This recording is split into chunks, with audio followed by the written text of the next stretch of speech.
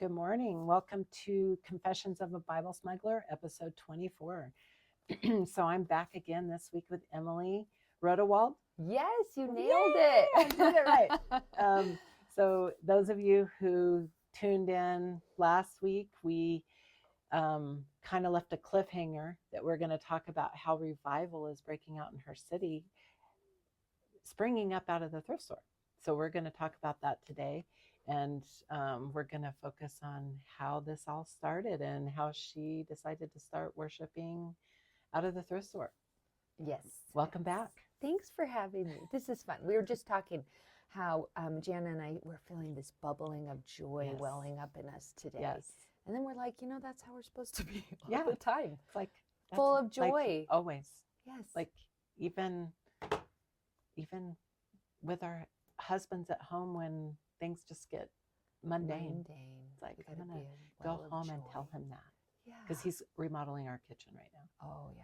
It's like, well, we were in the middle of a remodeling basement. My husband's building all the trim, and then he tore his Achilles tendon and had surgery. So I'm like, trim is going to have to wait. Yeah.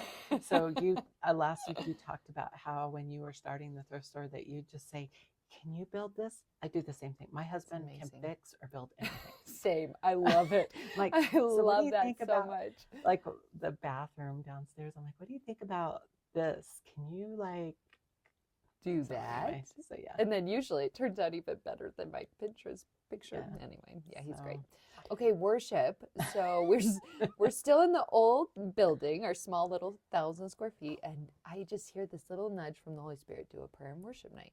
So if you didn't tune in last week, what she's talking about is she runs a thrift store in Helena, and she was in a little bitty space, and then they expanded to a much larger space. But she started worshiping out of her thrift store. Mm-hmm. So that's just to catch those up.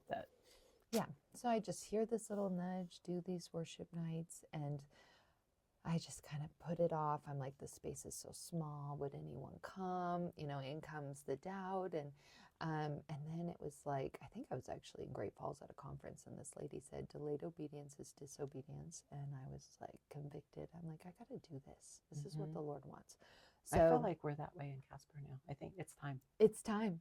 The harvest is ready, and the workers are coming. It's good.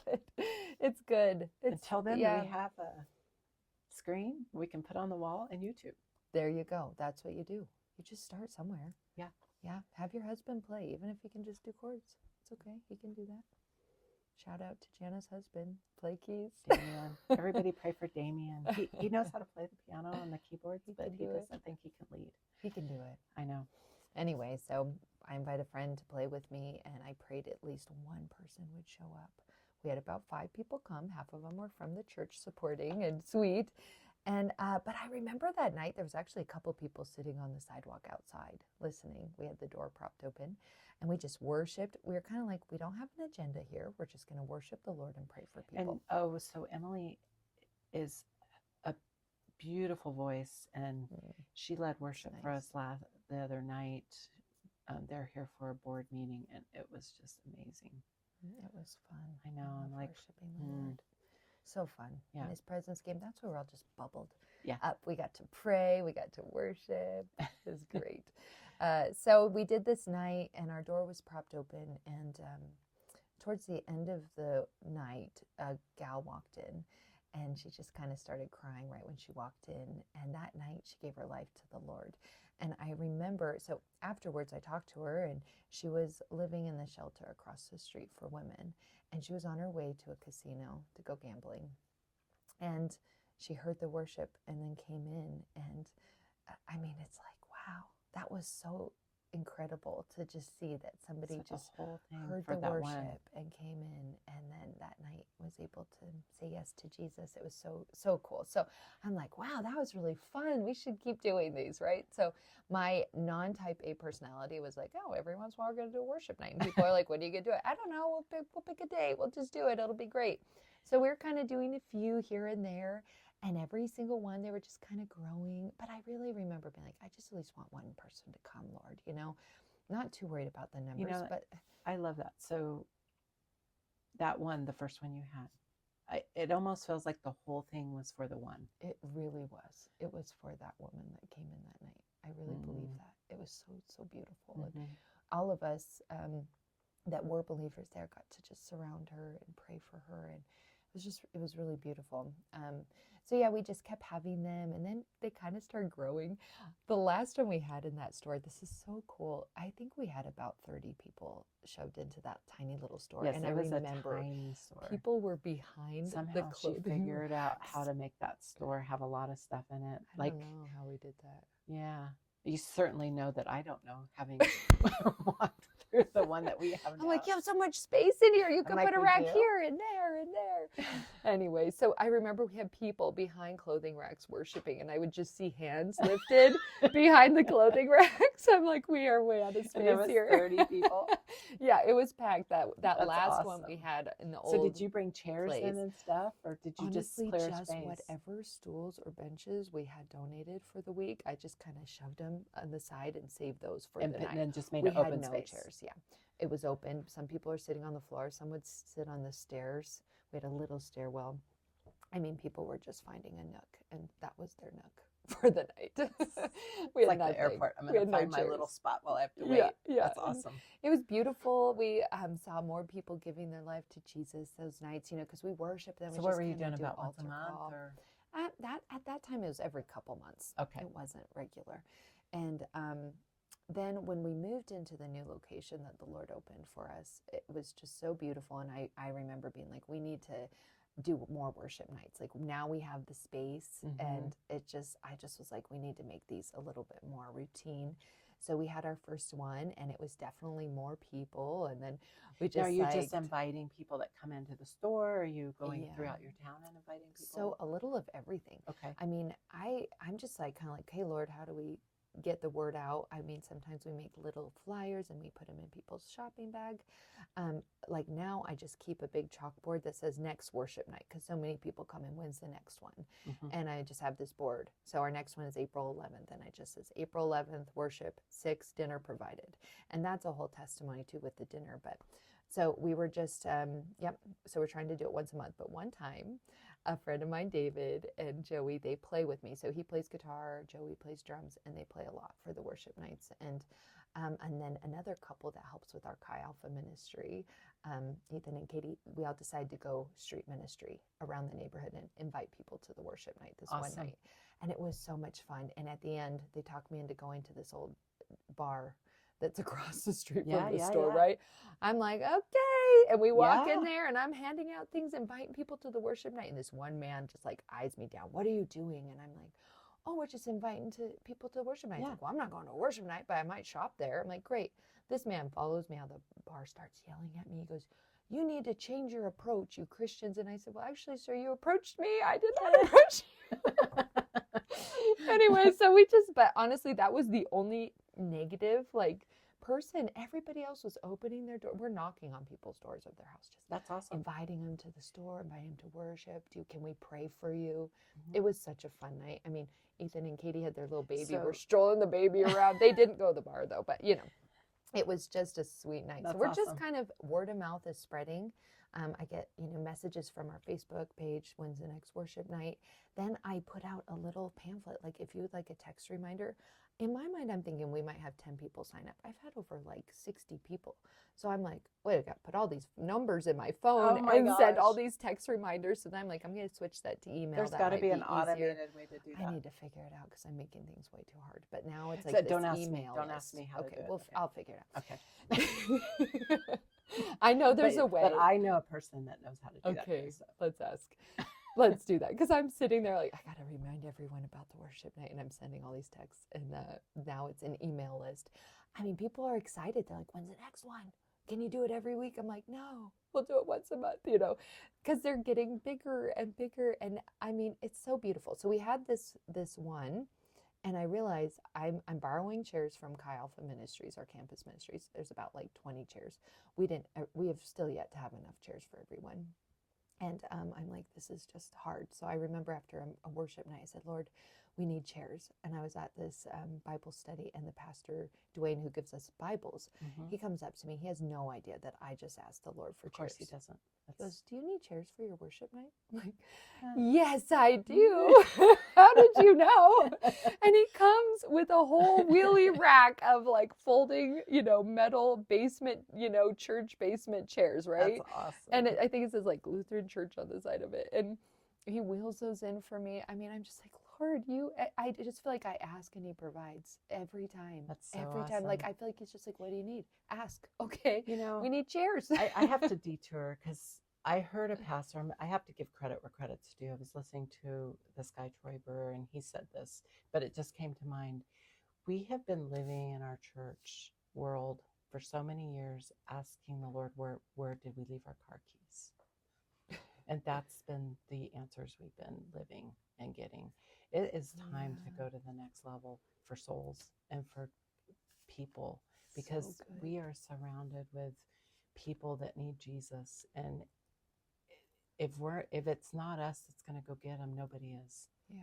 And I just listening to your story, like with these people that are, like last week we talked about the person that was a drug addict, and he told you that.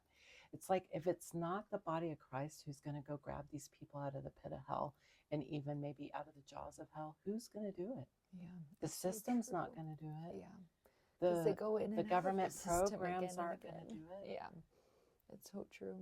And they need the hope of Jesus. And most of them aren't ever going to wander into a church. They've already are so down on themselves that they don't want to go in where they're going to feel judged.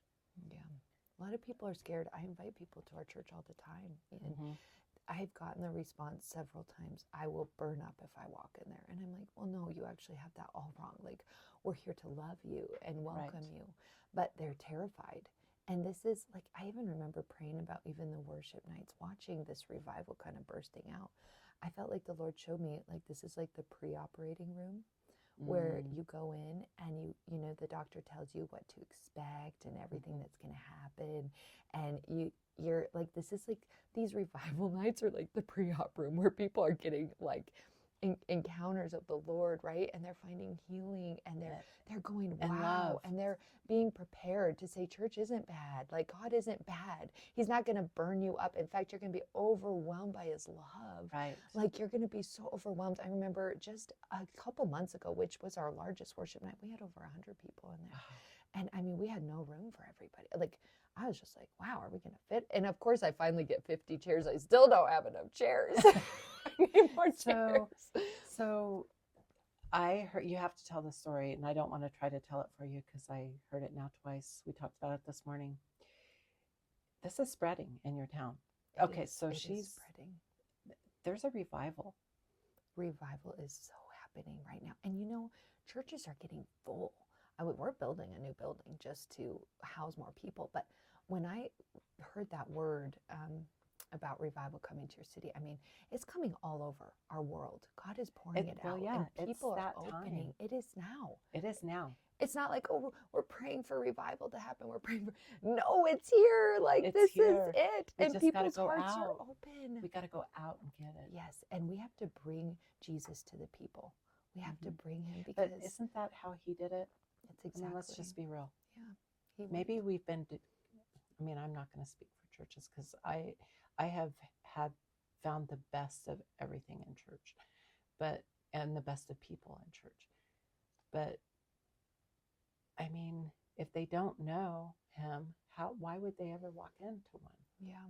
So we have to go to them. Like taking Jesus to them. It's so great. And we are in kind of a rough neighborhood, so it's so fun to see all the different people of all different walks, all different hardships. Some are great. Some just want to be in the presence, right?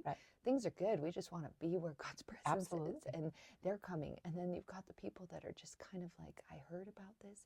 I mean, just, oh gosh. Our last one, a man said they just got baptized in the Mormon church. I'm like, oh, cool. Hey, we're doing a worship night this weekend. You should come. He came and he sat on this. I have this little retro couch in there. He sat on it the whole night and just had his eyes closed. It was really sweet. The next week he came in. He said, Emily, that really touched my spirit. That was so amazing. Awesome. Like, I want to come back. I said, great. This is when our next one is coming, And it touches everyone, but it's bringing Jesus to people. And we have a park across the street, so this summer we're gonna do worship in the park. Now, do you have to get permit with the city? Or Yes, anything? and I'm glad you said that, because the lady in charge of renting out all the parks of Helena happened to come shop one day at the store. Oh, And I said, I want to use that park over there for a worship night. She said, great, here's my card. Call me when you want it. I'm like, okay, that was easy. It's so awesome. so you have to tell the story about the guy who started his own worship night.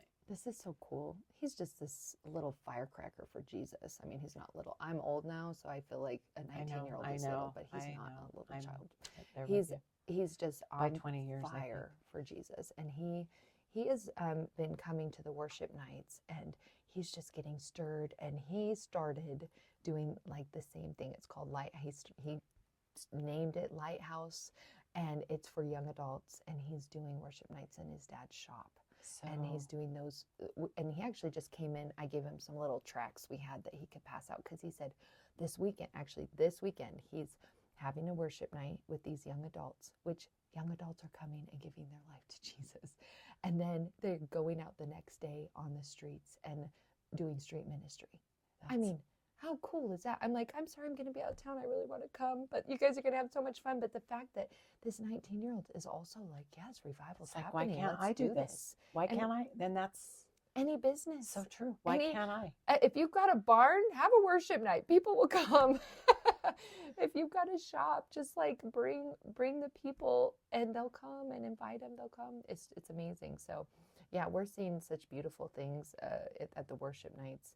We are having people come up and just share testimonies, and it's been so powerful to hear what the Lord's doing. I mean, little kids are coming up and sharing testimonies. That's amazing. The old and the young and all the in between. We had a woman who's actually known Vision Beyond Borders and has supported this ministry for years.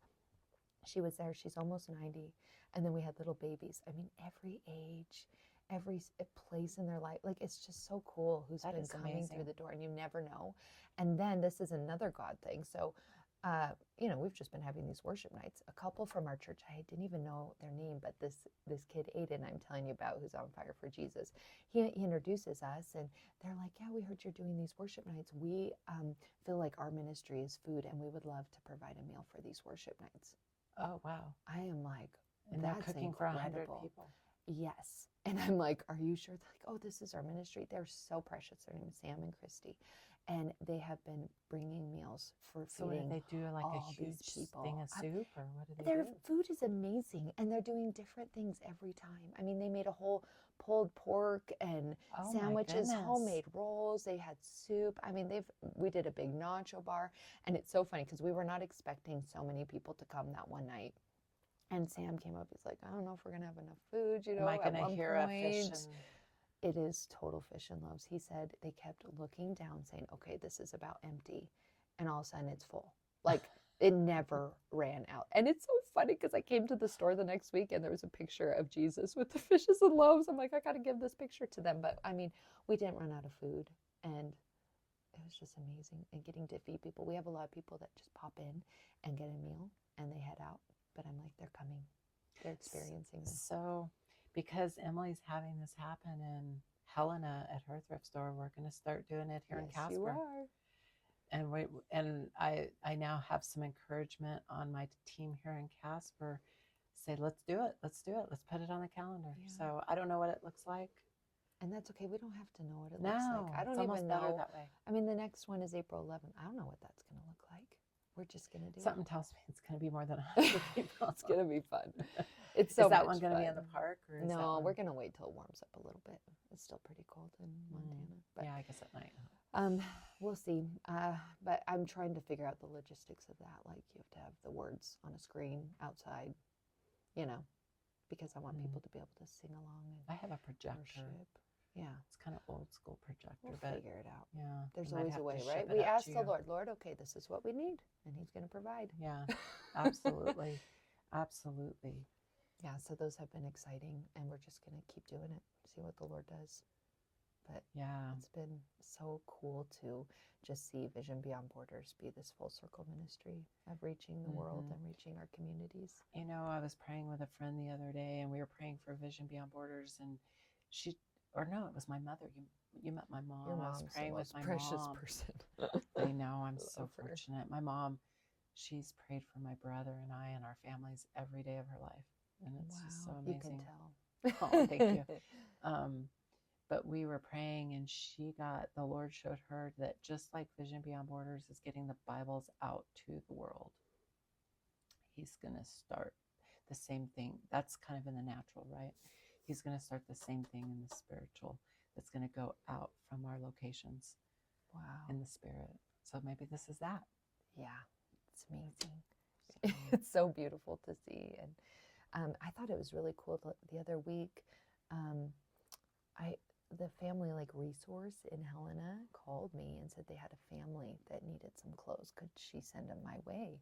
And I said, you bet. And so they came in. We were almost to closing, and actually, it's just a sweet little family. I gave them some bags. I said, go get what you need for your baby and for you guys. And they went and started getting a few things. And actually, that's the man that came around the corner and had that little Bible, just Okay. Psalms and Proverbs. And Okay. he said, can I have this? And I said, no, you can have the whole thing. So I took him over to our prayer wall, and he said, I really love that you have all these prayers up here. I put a prayer too. And I said, great, we pray over the wall all the time. And started asking their story, and he started opening up, and then his wife came over, and he said he was raised Catholic, and but he fell away, and they said, we're just really struggling a lot right now. And they told me their story, and I said, well, can I just pray for you guys? And they said, I'd love that. And so we all just gathered, together, and we were praying, and there was a lot of tears, and just it was such a beautiful moment. And what was so sweet is after we prayed, their baby, she reached her arms to me, and I got to hold her, and she just put her head on my shoulder. And oh, wow. it was just this sweet moment, right? And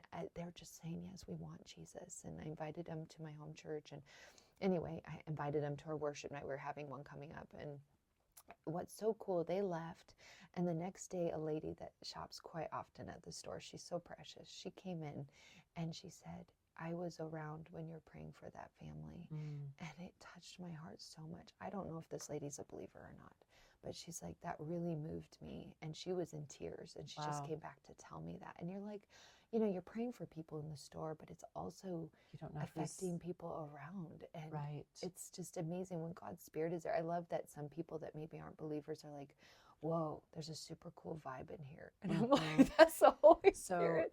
So we adopted that prayer wall. Actually, we adopted it in Billings and in Casper. That's good. But it was kind of hidden in the back corner behind the checkout counter in Casper. And this last week, I said, you know what? We're going to put that front and center, So where good. everybody can see it. And so we moved it, and then we didn't really know what had happened to all the little prayer requests on the pieces of paper. So the person that's helping with the store right now, we just came together and we prayed for each and every one of them. Well, a girl comes in that day, a mom and a daughter, and the daughter must have been about 13 or 14. And she goes, can I have one of those slips of paper? And I said, sure. So she wrote on it. And I said, is it okay if I also pray for you right now? And I didn't read the little paper. I just said, what are we praying for? And she said, her dad. And so I just prayed what the Lord had on my mind for her dad, and that the Lord will restore everything back to the way He intended it to be. And wow. the mom and her had tears, and then they leave. They buy their stuff and they leave. And then I read the note, and it said, pray for my dad. He's going through chemotherapy, and it just touched me. It's just like, so yeah, if you start reading those prayers on the wall, it's about to happen right now. I just was like, oh, I'm so glad I didn't read that, because I would have broke. But and we just pinned that thing up on that wall, and every time I walk past it, I pray for it. And yes, the wall is it's so beautiful. And I feel like every time somebody attaches a prayer up there, I'm like, that's increasing their faith, because they're saying, here, I'm writing it down. I'm pinning it up to this wall, and I'm saying, I trust you, Lord, that you're going to answer this. And we had actually Chi Alpha, our campus ministries, we had a group of girls, about 5 of them, come in, And they went to the prayer wall first, and they just spent time over there praying over Oh, all wow. the prayers. And then I had a lady just the other day come up with 2 of them. I don't think she understood like the whole concept of we just leave them there. And she had these prayers that were somebody else's, and she said, "Can I take these home? They really touched my heart. I want to pray." I said, "We want to keep them on the wall, but let me make a photocopy of them for you, and you can take it home and pray." But like now, other people are going to the wall and praying over these prayers, Wow. and I've had a couple people come in and say, "God answered my prayer," and I give them a red Sharpie and I say, "Go write on your little card over there, God answered your prayer," because we want people to read those and have great faith that God is going to answer awesome. this. It's been so cool. That's We actually awesome. had to expand it because we had so many prayers. Some people come in not to shop, just to write the prayer down, and then they leave. It's kind of cute. Okay, tell us again where you're located, Emily. We're at 1429 Helena Avenue, and it's New Vision Thrift, and it's right across. We have a really old train depot station. It's beautiful. It's right across the street from that. We're open Tuesday through Friday, 9 to 4, and then Saturday, 10 to 3. And Okay, so if you're in Helena, you have to go visit Emily. And then just so everybody knows, we have a thrift store in Casper, in Mills on 4505 West Yellowstone, and we also have one in Billings, and it's at 1110 Broadwater. It's on the top of the hill, big yellow sign, you can't miss it. So please come visit us in our thrift stores, and if anything today inspired you, you're a business owner, have access to go and start your own ministry and open up, please do so, because now's the time. It's so People good. are They're hungry for the Lord. Yeah, I actually had a realtor just come in a few weeks ago and ask if I'd have coffee with him because he wants to know how to run a business with Jesus, like making him the center. I said, just open up your hands and say, "I trust you, Lord," and put him first and thank him and pray. But how cool is that? I mean, it's so cool. Okay, I know we're running over, but I have to tell one little story. When we were hiring for one of our thrift stores, I was like laying in bed like, "Oh Lord, what do we do to get the ad out?" Like, because we had run just a written ad, and I don't know that it was bringing in exactly what we needed, because in the thrift store, we not only need somebody who knows how to and loves running a retail, but also loves Jesus and wants to share Jesus. It's kind of a very interesting mix to find. And I felt like he wanted us to do a video, and I'm like, oh, who better would do a video but Emily, because she's living it every day. She makes this video. If you guys want to see it, it's amazing. Go to either the Billings or the Casper thrift store page in Facebook. You'll see it. It's like, I'm like, oh my gosh, she should like go do help wanted ads for companies. No, it was amazing. That took me forever. Okay, and then I had to finally figure it out. But okay, it was fun. So anyway, it's awesome. It was fun to do. That was a fun podcast. Thank you. It was really fun. Thanks for having me. Yes, and come shop with us. Come worship with us. Come pray for the prayers. Or if you need hope in Jesus, come. Yes, and stay tuned because we're going to be starting these worship nights here in Casper too. It's going to be amazing. All right. Thank you. Bye.